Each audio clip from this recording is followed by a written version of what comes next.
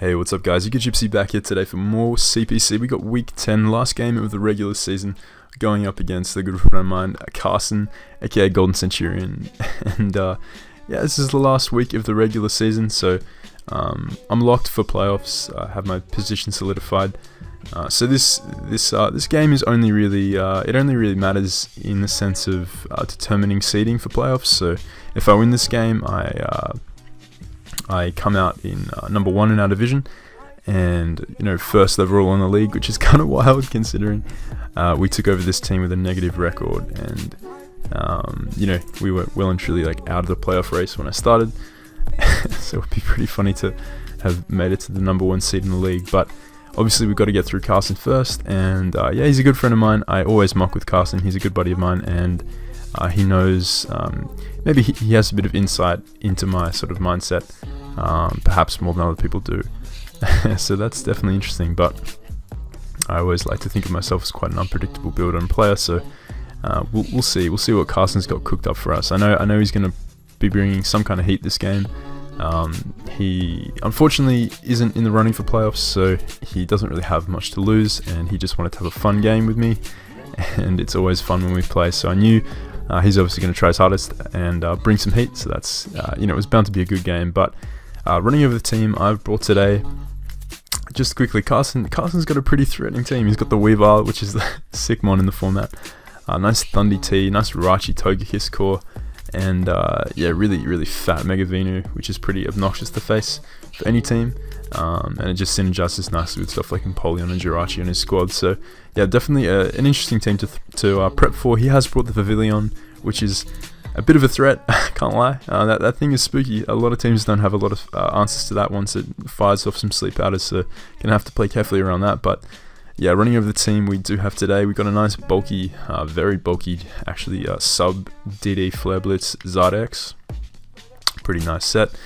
He doesn't actually have a fire resist on his team outside of Blaziken, so yeah, sub Flare Blitz just kind of goes in. Sub is predominantly here to allow me to set up versus a T-waving Togekiss or something like that. Maybe a mon that wants to throw off a Toxic versus my Zard. But yeah, very solid mon in this matchup. Nice check to Weavile because I can chew 2 banded Icicle Crashes from it, so that's pretty nice.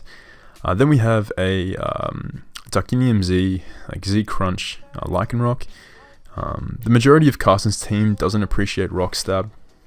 Rock Stab really kind of goes in versus him, and the mons that do want to switch in to rock type attacks, stuff like Jirachi and Golurk, get really heavily dented, or if not outright O-code after some chip if they're offensive, by the Z Crunch. So that was a pretty cool set. I haven't actually brought Lycanroc all season, and I don't think so, so it's definitely cool to see it come in this game. Also, Cell Rock is really solid for a lot of his team, being able to revenge stuff like Weavile, Thundy, Pavilion if they're faster than my Lycanroc at that stage in the game. If they've got a bit of chip, they'll just get blown away.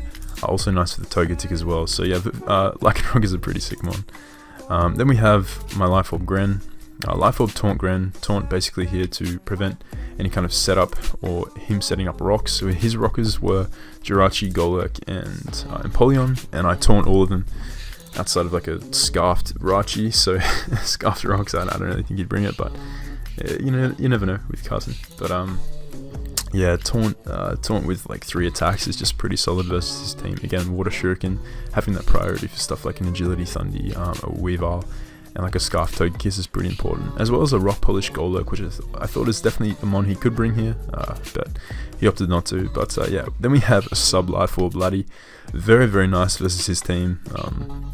He does have really solid responses to your typical Laddie sets. He's got between Weavile to threaten it offensively, between like Spidef Rachi and a Togekiss, he has really solid answers to it. But the combination of sub with T-Bolt, Shadow Ball, and Psychic does a ton to his team. Obviously Weavile can live with Life Orb's T-Bolt, but I've got numerous ways of checking it, and if I've got a sub up, I can always switch out without fearing dying to a pursuit due to having a sub up. So the next one we have is a Yachi Crook, pretty nice in this game. Nice secondary check to this Thundy, as well as being able to check Weavile. I am Intimidate, so I can live stuff like Life Orb Low Kicks from this thing and just blow it away with a Stone Edge. I do have rocks in this set, and although rocks are really solid versus Carson, I'm going to prioritize preventing him from getting up rocks in this matchup just because of how nice my Zard is in this game. Then the last one we have here is a autonomized Cell Stealer, which just kind of destroys him if it ever gets a chance to set up. So I'm going to jump into the game. I'm going to lead Gren. On the off chance he wanted to lead with Rachi and set up rocks, it also covers him leading Weavile because Weavile matches up nicely versus my team. I can fire off a hit, scare him out with a potential like Specs or Life Orb Hydro. Kind of scout what his switching is, but permanently I thought he'd lead with Rachi, and leading with Rachi or even Vivillon, which is a big threat. I felt like he'd want to get rocks up before he led with Vivillon, but leading with Vivillon is still nice because I do have Taunt if I do want to click that versus it. But he's going to lead Vivillon here. Now, I felt like he'd either Sleep Powder turn 1, or he'd be like Bug Buzz. He'd just click Bug Buzz, and me firing off an Ice Beam here, whilst Taunt was a decent play, like Taunt prevented him from setting a Sleep Powder my way too. Basically going for Ice Beam here puts him in guaranteed range of anything on my team, ensures his sash is broken for Lycanroc to pick it off, and if I have to fodder a Mon off to sleep, Gren is okay considering he has the Togekiss and the Venu, which can take hits relatively well from Gren if Togekiss is bulky, and Weavile is a decent like way of checking Gren because I don't have like Hydro or anything on this set, so Gren is kind of expendable. I'm willing to sack it to sleep, or even sack it off in general if I can just take him down to 1 and die to the Bug Buzz. But he's actually going to reveal Tailwind this turn, so turn 1 he's going to reveal some heat, so this is interesting. I'm just going to take him out here with a Shuriken. He could have preserved this, but if I got a Rocks it was going to be pretty useless, and I don't think he's brought Defog this game. Carson doesn't really prioritize Defog in his builds, which I can totally get behind because I brought Defog to like 1 MPL game. So, but yeah, he's going to drop here to the Shuriken, and he's now going to bring in Weavile here. Now, on the off chance that this was like SD, Natural Gift Ground, or like Natural Gift Rock, or something like that, to hit Zard, I wanted to get Chip off this, force it in range of a Cell Rock from Lycanroc. As I mentioned earlier, like Weavile is, Gren is kind of expendable in this game. Certainly a lot more expendable than my Lycanroc is, because a Cell Rock is just very solid here, as is Z Crunch, which could be a nice lure for the Rachi. If I can weaken the Rachi, then Cell Stealer has a nicer time sweeping. Don't have to worry about catching a T-Wave on my Autonomize, but I'm just going to click Water Shuriken here, going to get some damage off on this, put this in guaranteed range of an Cell Rock, as he is going to reveal the X Scissor. So it's pretty nice set. I feel like Low Kick would have been a bit better because that allows you to hit Selly a bit harder, as well as Crook, who may want to come in on Weavile to get Intimidate, and just Selly to just chew up some hits. But X Scissor is pretty nice as well for the Gren. Maybe it was like more of a guaranteed kill than something like Low Kick was there. So he's going to take out my Gren here, and that's okay. I've got the damage I needed on this thing. And whilst him switching to Rachi here is so obvious, on the off chance that he just stays in and goes for a Crash or a Low Kick or something, I'm not willing to lose a Cell Rock. So I'm fine with playing safe here, as if he does bring in Rachi and reveals to actually be an offensive variant, there's a very good chance for Z Crunch to take out this Rachi here. So I am just going to go for Z Crunch here. I don't think this is Scarf Rachi, especially versus a team like mine with a Zard X and a Cell Stealer, who would just be granted like free setup if this was Scarf Rachi. If this was Scarf Rachi and he takes out my Cell Rock for some reason here, that's fine. I just bring in Zard and I win. I'm also Wakan Berry on my Selly, so that's another way I have to check this Thundy. So he's gonna switch out this turn, go into his Thundy here, expecting me to go out into my Cell Stealer, I can only presume, which is a fair play. If he thought I was gonna scout for the Scarf Iron Head or like the Flash Cannon or something, or if he just felt like my Lycanroc was walled by his Jirachi, going hard there to Selly would have made a lot of sense, but you already know we're packing the tech, so we're gonna get nice 3/4 of Thundy's health down, and we're just gonna be able to finish him off here with a Crunch. Again, I don't expect a Scarf Thundy versus a team with Latios, versus a team with Crocodile, versus a team with a potential DD Zydex. You're much better off running like Agility, Agility like Z Dark Pulse versus me, or something like that, which can take advantage of my common switch-ins. So, and also take advantage of the fact that he does scare out stuff like Cell Stealer. So, yeah, he's gonna just drop here to 2 Crunches. So they're 2 big threats out of the way. all of a sudden Celestial is looking a whole lot more threatening, and its Wakan Berry can now potentially be used for a T-Bolt Rachi, which is nice. So he's going to bring in Rachi here, and I'm not about to play any games here. I want to preserve Lycanroc's Accelerock for Weavile and their Togekiss, as he's going to go for the Zen Headbutt here, revealing to be max attack without attack. I think he may have even been Adamant. I can't really determine based on the rolls there. It could have been like lowish to mid Adamant, or just a really high roll Jelly. But either way, I am going to sub up this turn, as I don't expect him to stay on Zard, and I expect him to go to something like Venu or Togekiss on my Roost / DD. But he's going to go into his Togekiss here, and now I will just be able to Roost up. He reveals to be faster than my Zard, and that's not too strange considering my Zard is pretty slow this game. But I want to get information. I want to determine if he is Scarfed or not, which Scarfed, it makes decent sense versus me. Like, it's not the best speed tier to hit, but it is a way of like revenging like a non-Scarf Crook or like a non-Scarf Laddie. So his Dazzling Gleam here is going to actually crit me, which is really unfortunate as I go for the Blitz. If he hadn't crit me there, I would have been in a much higher amount of health even after the recoil. Dazzling Gleam was doing like mid 30s to like mid to late 30s was probably the roll he would have got without the crit there. So he would have been left well in range of health where I could Roost up on his Jirachi, but that's pretty unfortunate. But we are going to leave this Togekiss low in this exchange, and I am just going to switch out here, go into my Celesteela. So he's going to go for another Dazzling Gleam, and now I am thinking this thing is probably Scarfed. Like, it's a better Scarfer than Rachi is in this matchup, and I am just going to fire off an EQ here, expecting him to go out to his Jirachi. If he's like T-Wave Rachi, that could be one of his checks to a potential auto Selly, but he's actually just going to fire off the Tailwind, so this isn't Scarfed. His Rachi could be Scarfed, I don't know at this stage, but if he is Scarfed, that's good news for this Celesteela and my Zard. But he is just going to go for the Tailwind here, and he is going to get taken out this turn by Heavy Slam, but he's actually going to reveal the Sunny Day. So this is really interesting. This immediately screams Weather Ball Venu, which is pretty nice because that gives Venusaur a way of handling Celesteela, and obviously I'm not about to sack my Celly, so unfortunately I have to go to Zard here.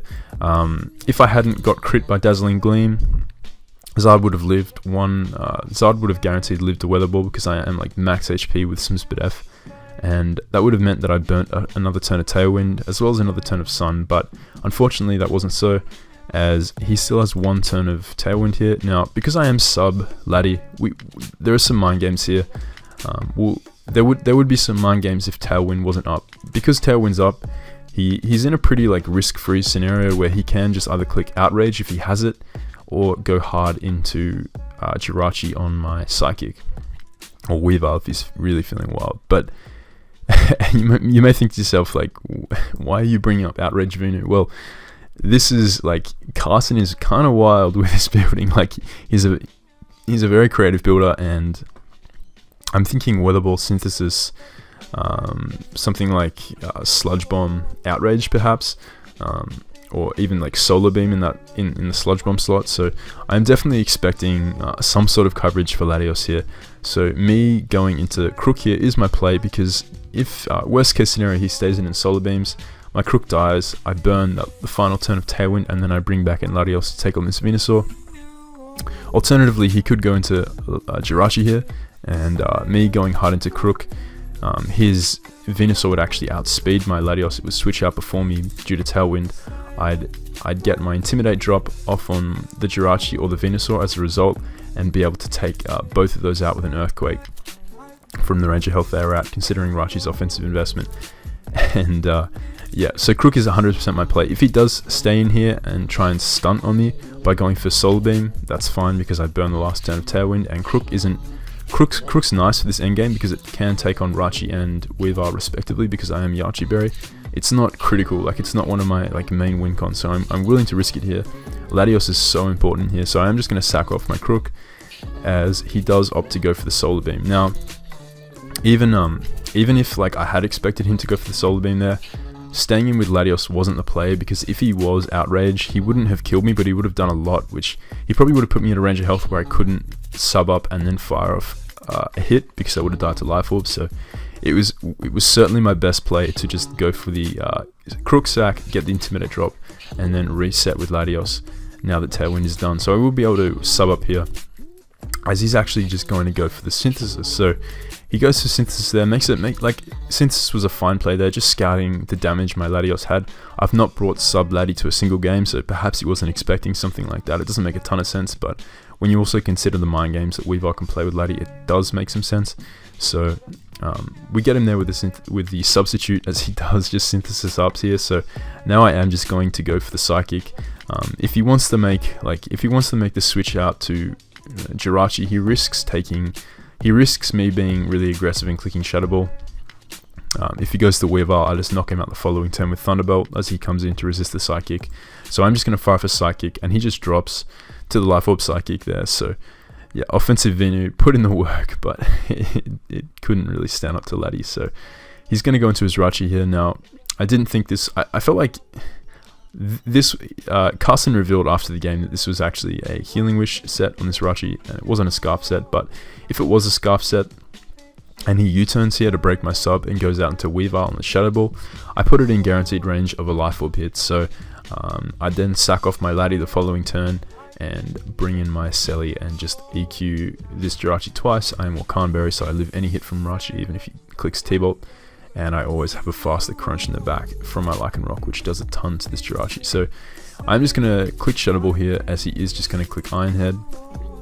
And yep, the game is now wrapped up. I will just be able to click T-Bolt on the off chance that he went out to Weavile there on the switch, predicting the Shadow Ball. He did obviously die to the Thunderbolt there, and Lati's just going to drop here to a knockoff, as Lycanroc will be able to wrap up this game.